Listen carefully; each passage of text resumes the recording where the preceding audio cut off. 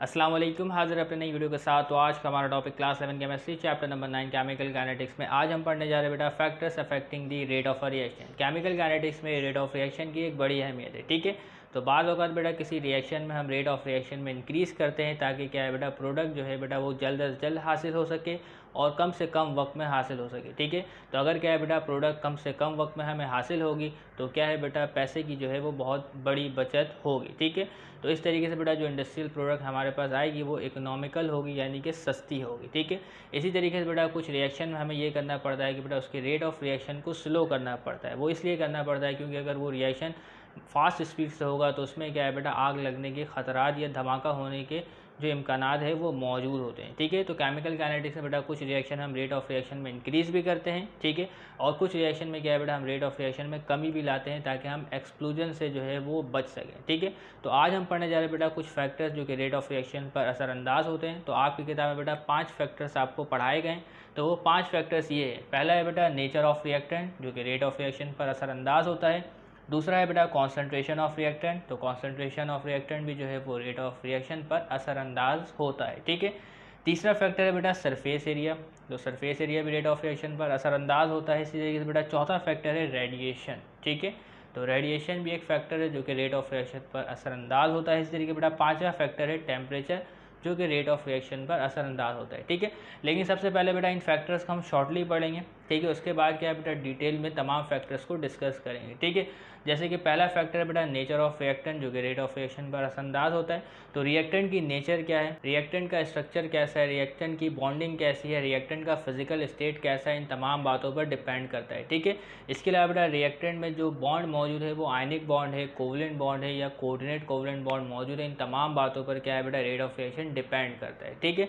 तो अगर क्या है बेटा आपके पास आयनिक कंपाउंड हो, ठीक है, आयनिक सब्सटेंस का रिएक्शन करें तो उसमें क्या है बेटा रेट ऑफ रिएक्शन जो है वो ज़्यादा होता है, ठीक है। अगर इसके अलावा बेटा अगर आप कोवलेंट सब्सटेंस का इस्तेमाल करें बेटा केमिकल रिएक्शन में तो कोवलेंट सब्सटेंस जो होते हैं बेटा वो स्लो रिएक्शन करते हैं, ठीक है। बात समझ में आ रही। तो नेचर ऑफ रिएक्टेंट का भी रेट ऑफ रिएक्शन में एक बड़ा किरदार होता है, ठीक है। इसी जगह बेटा दूसरा फैक्टर है कॉन्सेंट्रेशन ऑफ रिएक्टेंट, ठीक है। तो अगर आप क्या है बेटा रिएक्टेंट की कॉन्सेंट्रेशन में इंक्रीज लाते हैं तो रेट ऑफ रिएक्शन में भी इजाफा होगा, ठीक है। इसी तरीके से अगर आप क्या है बेटा रिएक्टेंट की कॉन्सेंट्रेशन में कमी लाते हैं तो रेट ऑफ रिएक्शन में कमी वाक़ई होगी, ठीक है। तीसरा फैक्टर है बेटा सरफेस एरिया, ठीक है। तो अगर रिएक्टेंट का जो सरफेस एरिया है वो ज़्यादा होगा तो रेट ऑफ रिएक्शन ज़्यादा होगा, ठीक है। और अगर क्या है बेटा रिएक्टेंट का जो सरफेस एरिया है वो कम होगा तो रेट ऑफ रिएक्शन भी कम होगा, ठीक है। तो सरफेस एरिया से मुराद है, मिसाल के तौर पर बेटा हमारे पास एक मेटल है जिंक, ठीक है। तो जिंक क्या है बेटा अगर हार्ड फॉर्म है बेटा हमारे पास बिल्कुल सॉलिड फॉर्म में, ठीक है। किस फॉर्म में बेटा सॉलिड फॉर्म में, पत्थर की फॉर्म में, ठीक है। और इसी बेटा हमारे पास जिंक मेटल है लेकिन पाउडर फॉर्म में, किस फॉर्म में बेटा पाउडर फॉर्म में, ठीक है। तो अगर क्या है बेटा हम इसका रिएक्शन करवाते हैं बेटा HCl के साथ, ठीक है, जिंक मेटल का किसके साथ रिएक्शन करवाते हैं बेटा HCl के साथ करवाते हैं, तो किस में क्या है बेटा रेट ऑफ रिएक्शन ज़्यादा होगा बेटा इसके साथ, इस मेटल के साथ के पाउडर जिंक के साथ, ठीक है। तो रेट ऑफ रिएक्शन जो है बेटा HCl का पाउडर जिंक के साथ ज़्यादा होगा क्योंकि बेटा इसमें सरफेस एरिया बहुत ज़्यादा मिल रहा है, ठीक है। जबकि आपके पास जो यहाँ पे ये ब्लॉक मौजूद है इसमें क्या है बेटा सरफेस एरिया कम है, ठीक है। पाउडर में क्या है बेटा फाइन पाउडर बहुत सारे हैं तो उसके बहुत सारे जो है वो सरफेस भी मौजूद है, ठीक है। ये बात समझ में आ रही। तो क्या है बेटा अगर सरफेस एरिया ज़्यादा होगा तो रेट ऑफ रिएक्शन भी ज़्यादा होगा और अगर सरफेस एरिया कम होगा तो रेट ऑफ रिएक्शन कम होगा। यानी कि अगर आप कोई चीज़ यानी अगर आलू उबालना चाहते हैं, ठीक है, तो उसको क्या है बेटा अगर आप पीस पीस में कर दें और फिर उसे उबालें तो वो जल्दी उबल जाएगा, ठीक है। बात समझ में आ रही। तो बहुत सारी चीज़ों को अगर आप पिघलाना चाहते हैं तो अगर उसको आप डायरेक्ट पिघलाने के लिए रखेंगे आग के ऊपर तो वो स्लो पिघलेगा, लेकिन अगर आप उसको क्या करें बेटा क्रश कर दें, तोड़ दें, पाउडर की फॉर्म में तब्दील कर दें तो वो क्या है बेटा बआसानी जो है वो पिघल जाएगी, ठीक है। इसी तरीके बेटा चौथा फैक्टर है रेडिएशन, ठीक है। तो रेडिएशन पर भी डिपेंड करता है बेटा रेट ऑफ रिएक्शन। तो क्या है बेटा अगर रेडिएशन यानी फोटोन की जो तादाद है, जो इंटेंसिटी है वो ज़्यादा होगी तो क्या है बेटा रेट ऑफ रिएक्शन भी जो है वो ज़्यादा होगा। अगर फोटोन की जो इंटेंसिटी यानी फोटोन जो है वो कम आएंगे, ठीक है, तो रेट ऑफ रिएक्शन भी क्या है बेटा स्लो होगा, ठीक है। तो यहाँ पे बेटा वेवलेंथ या फ्रीक्वेंसी की बात नहीं हो रही, यहाँ पे बात हो रही है बेटा इंटेंसिटी की, ठीक है। यानी कि अगर फोटोन जो है बेटा उस केमिकल रिएक्शन में जो रिएक्टेंट मौजूद है उसमें फोटोन जो है वो ज़्यादा आएंगे तो रेट ऑफ रिएक्शन भी जो है वो ज़्यादा होगा। अगर फोटोन की जो तादाद यानी इंटेंसिटी कम होगी तो रेट ऑफ रिएक्शन भी जो है वो कम होगा, ठीक है। इसी तरीके से बेटा पांचवा फैक्टर है टेम्परेचर, ठीक है। तो टेम्परेचर बढ़ाएंगे तो मॉलिक्यूल्स को क्या है बेटा मूवमेंट ज़्यादा मिलेगी, उसमें क्या है बेटा कोलिजन के जो इम्कानात है उसमें इजाफा होगा, ठीक है। और मॉलिक्यूल्स के अंदर एक एनर्जी मौजूद होगी जिसकी मदद से क्या है बेटा रेट ऑफ रिएक्शन में जो है वो इंक्रीज़ आएगा, ठीक है। तो टेम्परेचर इंक्रीज़ करने में क्या है बेटा रेट ऑफ रिएक्शन में इजाफा होता है और टेम्परेचर डिक्रीज़ करने में रेट ऑफ रिएक्शन में कमी वाक़ई होती है, ठीक है। तो अब इन दो फैक्टर्स को डिस्कस करने जा रहे हैं बेटा, नेचर ऑफ रिएक्टेंट और कॉन्सेंट्रेशन ऑफ रिएक्टेंट को तफसील से, ठीक है। तो पहला फैक्टर है बेटा नेचर ऑफ रिएक्टेंट। तो देख लेते हैं बेटा, different reactant undergo with different rates in a chemical change, ठीक है। तो बेटा मुख्तलिफ किस्म के रिएक्टेंट मौजूद होते हैं और तमाम के जो रेट ऑफ रिएक्शन जो है बेटा वो मुख्तलिफ होते हैं, ठीक है। It can be attributed to their structure, nature of bonding and physical state, ठीक है। तो जो रेट ऑफ रिएक्शन है वो डिपेंड करता है बेटा किस पे, स्ट्रक्चर पे। तो आपके पास रिएक्टेंट है उसका स्ट्रक्चर कैसा है, ठीक है। इसके अलावा बेटा उसकी नेचर ऑफ बॉन्डिंग, इसमें बॉन्डिंग क्या है बेटा, आयनिक बॉन्ड है या कोवलेंट बॉन्ड है, ठीक है। इसके अलावा बेटा उसकी फिजिकल स्टेट पे कि सॉलिड स्टेट में है, लिक्विड स्टेट में है या गैसियस स्टेट में, ये बात क्लियर हो रही है, ठीक है।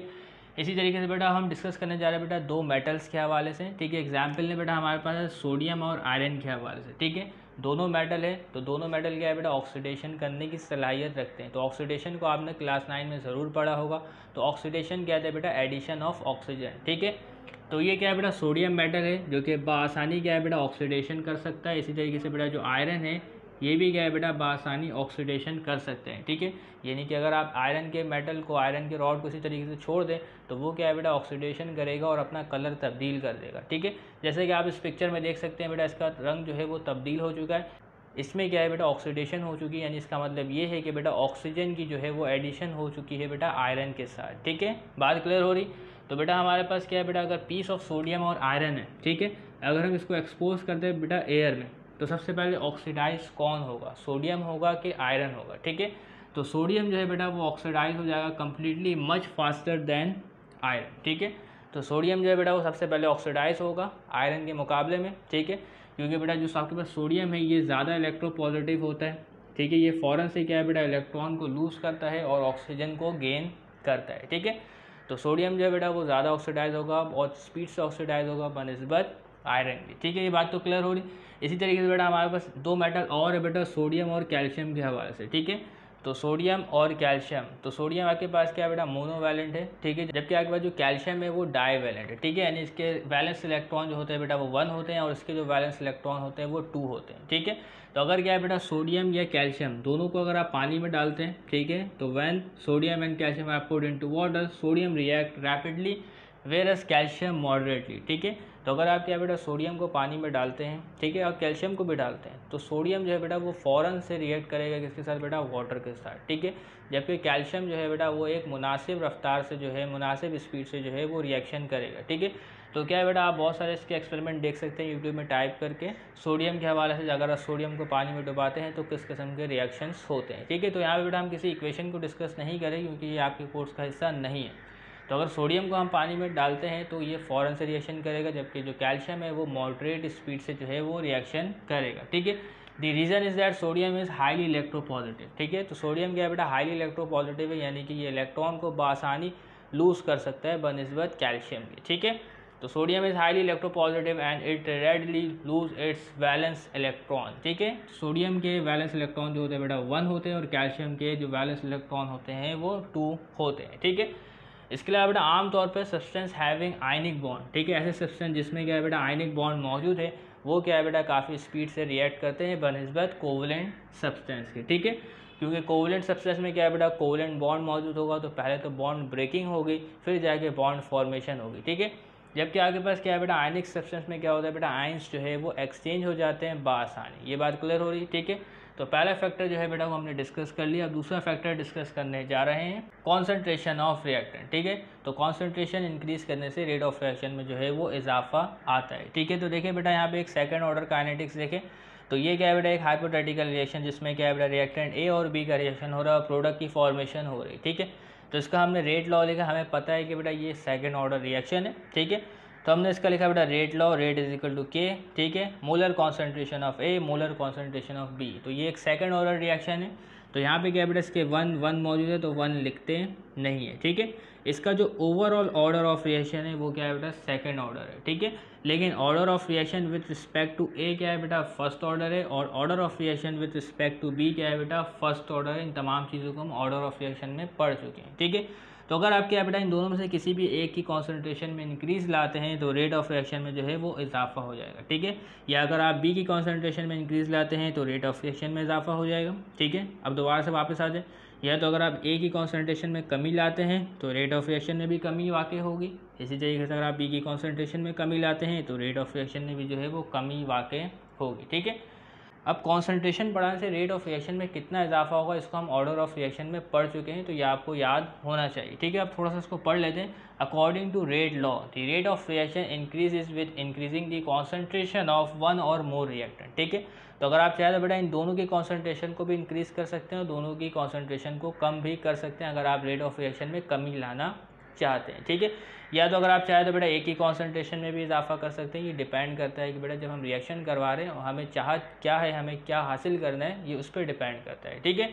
मोर क्राउडिंग ऑफ रिएक्टेंट यानी क्या है बेटा अगर रिएक्टेंट का बहुत वसी यानी बहुत ज़्यादा क्राउड मौजूद होगा तो मॉलिक्यूल्स के आपस में जो टकराने के इम्कानात है, चांसेस है वो ज़्यादा होंगे, ठीक है। तो अगर मॉलिक्यूल्स के टकराने के इम्कानात ज़्यादा होंगे तो रिएक्शन होने के इम्कानात भी जो है वो ज़्यादा होंगे, ठीक है। तो more crowding of reactant molecules allow more collision to happen, ठीक है। बात क्लियर हो रही। 10 chances of successful collision increases, ठीक है। तो अगर क्या है बेटा मॉलिक्यूल्स की क्राउडिंग ज़्यादा होती है तो उसमें क्या है बेटा चांसेस ऑफ कोलिजन में इजाफा होगा, ठीक है। और इसके नतीजे में क्या है बेटा rate of formation of product में भी जो है वो इजाफा होगा, ठीक है। तो ये है बेटा एक सेकंड ऑर्डर काइनेटिक्स, ठीक है। ये है बेटा इसका रेट लॉ, ठीक है। तो अगर क्या है बेटा इसकी कॉन्सेंट्रेशन कांस्टेंट रखते हैं और इसकी कॉन्सेंट्रेशन डबल करते हैं तो रेट ऑफ रिएक्शन भी जो है वो डबल हो जाएगा, ठीक है। अब इसके अलावा बेटा इसकी कॉन्सेंट्रेशन कांस्टेंट करते हैं, इसकी कॉन्सेंट्रेशन डबल करते हैं तो रेट ऑफ रिएक्शन भी डबल हो जाएगा, ठीक है। तीसरे केस में क्या है बेटा अगर इसकी कॉन्सेंट्रेशन भी डबल कर रहे हैं, इसकी कॉन्सेंट्रेशन भी डबल कर रहे हैं तो रेट ऑफ रिएक्शन में क्या है बेटा 4 टाइम जो है वो इंक्रीज आएगा। इसको हमने ऑर्डर ऑफ रिएक्शन में पढ़ा है, ठीक है। तो उम्मीद करते हैं बेटा ये 2 फैक्टर्स जो है वो आपको समझ में आ गए होंगे। अब हम पढ़ने जा रहे हैं बेटा तीसरा चौथा फैक्टर सरफेस एरिया और रेडिएशन के हवाले से, ठीक है। तो अब हम डिस्कस करने जा रहे हैं बेटा सरफेस एरिया और रेडिएशन जो है बेटा रेट ऑफ रिएक्शन में किस तरीके से असरअंदाज होता है, ठीक है। तो अगर क्या है बेटा रिएक्टेंट का सरफेस एरिया जो है वो ज़्यादा होगा तो रेट ऑफ रिएक्शन भी जो है वो ज़्यादा होगा, ठीक है। और अगर क्या है बेटा रिएक्टेंट का सरफेस एरिया कम होगा तो रेट ऑफ रिएक्शन भी कम होगा, ठीक है। तो इस पिक्चर में देखिए बेटा समझेंगे बेटा इसमें आइस है, ठीक है। तो लेफ्ट वाले में देखिए बेटा इसमें क्या है बेटा सरफेस एरिया कम है, ठीक है। जबकि राइट वाले में देखिए बेटा इसमें क्या है बेटा इसको पीसेस में तब्दील किया गया, ठीक है। तो क्या है बेटा इसके सरफेस एरिया में इजाफा हो गया, ठीक है।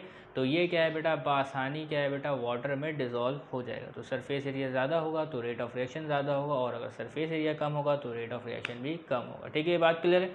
तो बेटा पढ़ लेते हैं। The greater the surface area the more is the possibility of reactant particles to collide with each other and increase the rate of reaction, ठीक है। तो मिसाल के तौर पर अगर आप यहाँ पे रिएक्शन देखें, ठीक है, तो इसके बारे में आपको पहले ही बता चुका हूँ। तो सोचिए बेटा हमारे पास जिंक मेटल का एक टुकड़ा है, ठीक है। इसको क्या है बेटा अगर हम टेस्ट ट्यूब में डाल देते हैं, ठीक है। इसको क्या है बेटा इस टेस्ट ट्यूब में एसिड डाला हुआ है HCl, ठीक है। इसमें क्या है बेटा जिंक का एक टुकड़ा डाल देते हैं उसमें, ठीक है। तो इसके नतीजे में क्या होगा बेटा ZnCl2 सॉलिड बनेगा, ठीक है। इसके अलावा बेटा H2 गैस जो है बेटा वो लिबरेट होगी, ठीक है। तो बबल्स क्या है बेटा बहुत सारे ऊपर जाएंगे, ये बात तो क्लियर हो गई। लेकिन अगर इसी वाले में अगर आप क्या करें बेटा यही जो जिंक सॉलिड है इसको क्या करें बेटा पाउडर की फॉर्म में तब्दील करें, ठीक है। किसकी फॉर्म में तब्दील करें बेटा पाउडर की फॉर्म में तब्दील करें, ठीक है। और फिर क्या है बेटा इस टेस्ट ट्यूब में डालें तो क्या है बेटा जो रेट ऑफ रिएक्शन है उसमें इजाफा हो जाएगा, ठीक है। यानी कि जो H2 गैस की जो लिबरेशन है उसकी स्पीड में क्या होगा बेटा इजाफा हो जाएगा, ठीक है। क्योंकि बेटा इसमें क्या होगा बेटा जब पाउडर की फॉर्म में आप इसको तब्दील करेंगे, ठीक है, तो इसके सरफेस एरिया में इजाफा होगा। तो जब सरफेस एरिया में इजाफा होगा तो क्या है बेटा कोलिजन भी ज़्यादा होगी। तो जब कोलिजन ज़्यादा होगी तो रेट ऑफ रिएक्शन भी जो है वो ज़्यादा होगा। ये बात क्लियर है, ठीक है। तो fine powder substance have greater surface area as compare to chunk, ठीक है। तो आपके पास जो पाउडर सब्सटेंस होगा उसका सरफेस एरिया ज़्यादा होता है बेटा चंक के मुकाबले में, टुकड़े के मुकाबले में। ओके क्लियर है। तो एग्जाम्पल है बेटा एक साइंटिफिक रीजन में क्वेश्चन भी पूछा जा सकता है, जैसे कि for example powder zinc react more vigorously with dilute hydrochloric acid, ठीक है।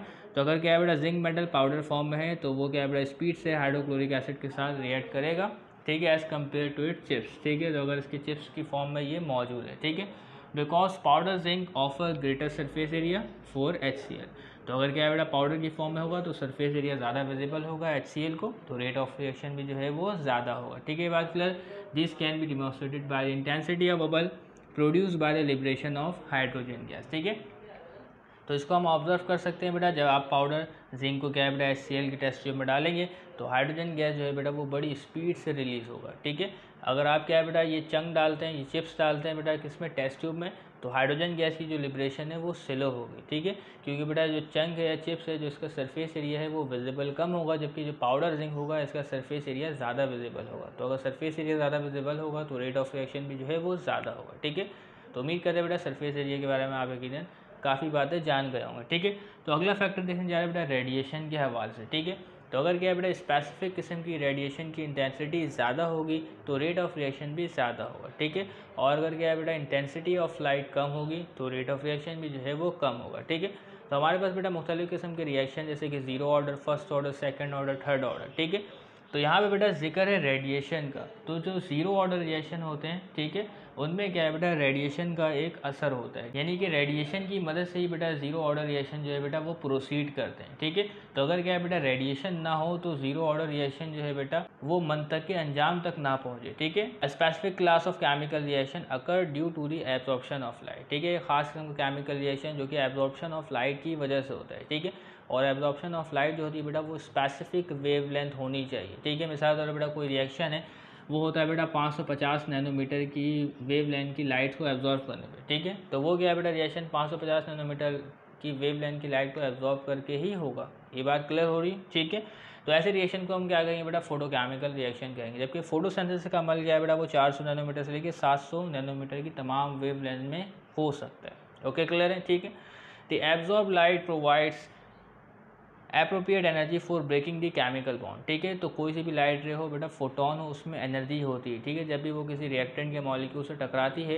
तो उसके बॉन्ड को तोड़ने के लिए क्या है बेटा खास अमाउंट में एनर्जी फराहम करती है। ठीक है, the absorb light provides appropriate energy for breaking the chemical bond of reactant molecule and initiate the reaction. ठीक है, तो जब क्या है बेटा रिएक्टेंट के मॉलिक्यूल्स में बॉन्ड टूटेगा तभी क्या है बेटा एक नए बॉन्ड की फॉर्मेशन होगी। ठीक है, तो इसके लिए क्या है बेटा हमें स्पेसिफिक वेवलेंथ की जो लाइट है उसकी ज़रूरत पड़ती है। ओके, क्लियर है। ठीक है, this reaction can be speed up by increasing the intensity. इस बात को याद रखना है बेटा, रिएक्शन को हम स्पीड अप कर सकते हैं बाय इंक्रीजिंग द इंटेंसिटी।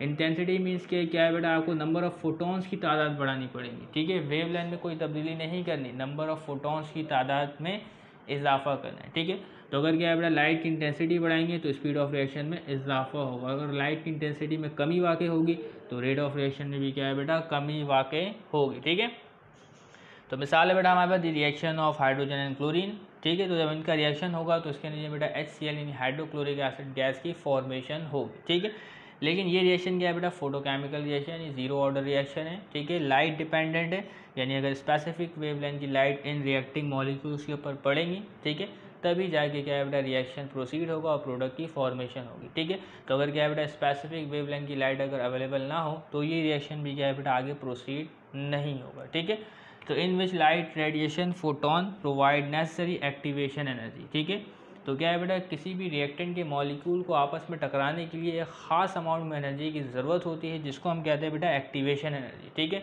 तो अगर रिएक्टेंट के मॉलिक्यूल्स में एक्टिवेशन एनर्जी मौजूद नहीं है तो वो रिएक्टेंट का मॉलिक्यूल्स कभी भी आपस में रिएक्ट नहीं करेगा। ठीक है, तो फोटोन क्या है बेटा एक ज़रूरी अमाउंट में एक्टिवेशन एनर्जी फराहम करते हैं तब जाके रिएक्टेंट के मॉलिक्यूल आपस में रिएक्ट करते हैं। ठीक है, अगर रेडिएशन मौजूद नहीं होगी तो जीरो ऑर्डर रिएक्शन भी जो है बेटा वो प्रोसीड नहीं होगा। ठीक है, तो जीरो ऑर्डर रिएक्शन के लिए बेटा किसकी ज़रूरत होती है बेटा रेडिएशन की ज़रूरत होती है, चाहे कॉन्सेंट्रेशन जितनी ही क्यों ना हो। ठीक है, चाहे बेटा ढेर सारी हमारे पास क्या है बेटा रिएक्टेंट की कॉन्सेंट्रेशन मौजूद हो, अगर क्या है बेटा रेडिएशन मौजूद नहीं है ठीक है तो क्या है बेटा वो रिएक्शन जो है वो आगे नहीं बढ़ेगा। ये बात क्लियर हो रही। ठीक है, तो बेटा जो हमारे पास जीरो ऑर्डर रिएक्शन है जैसे कि हमारे पास बेटा H2 और Cl2 का जो रिएक्शन है ये जीरो ऑर्डर रिएक्शन है। ठीक है, तो ये हाइड्रोजन और क्लोरीन गैस तभी रिएक्ट करेंगे जब क्या है बेटा स्पेसिफिक रेडिएशन जो है वो मौजूद होगी। ठीक है, तो अगर क्या है बेटा स्पेसिफिक रेडिएशन अगर मौजूद ना हो तो क्या है बेटा रिएक्शन जो है वो नहीं होगा। ये बात क्लियर हो रही। और इसके अलावा बेटा जो रेडिएशन की इंटेंसिटी है, अगर रेडिएशन की इंटेंसिटी ज़्यादा होगी तो रेट ऑफ रिएक्शन ज़्यादा होगा, और अगर रेडिएशन की इंटेंसिटी कम होगी तो रेट ऑफ रिएक्शन कम होगा। ठीक है,